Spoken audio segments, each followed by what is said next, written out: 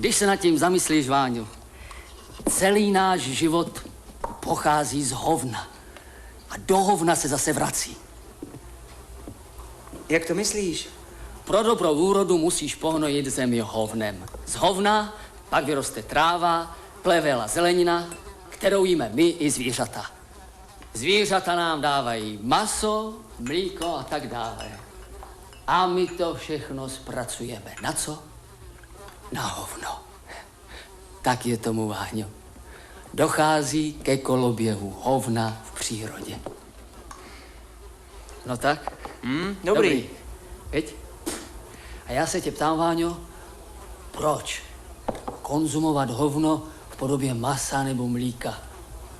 Nebylo by lepší zbavit se falešného odporu a jíst to všechno v čisté podobě? A teď si, Váňo, připijeme na všechno dobrý. Na sovětskou vládu. Na soudruha Stalina. Na setkáníčko.